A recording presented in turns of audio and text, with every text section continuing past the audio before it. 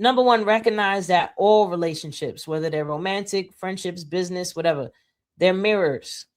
So if you're Yeah. involved with someone and they're triggering something in you and it's getting you to feel very intensely, that feeling that you're having is connected to something that has nothing to do with the situation. This is old wounds. You know what I mean? Like we have a lot of these old wounds, and the relationships that we have are meant to show us those wounds.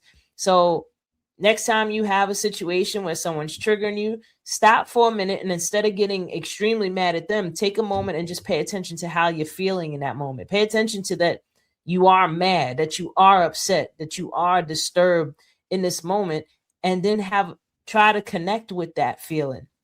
Take the story out of it and just focus on that feeling and figure out where it's coming from. When was the first time you ever felt this? Like, you have to really stop and sit with that feeling so that you can tune into it, because the only way that you're going to have better relationships is when you have a mirror that's going to show you the better parts of yourself.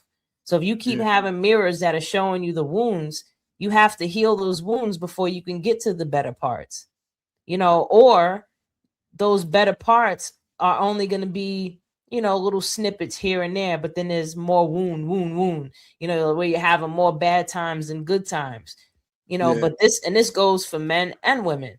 When you're in a relationship with someone, this is emotional intelligence. This is having emotional awareness, understanding your emotions are energy. They're an aspect of you that is basically like a signal, where a good example would be like a gas gauge in your car.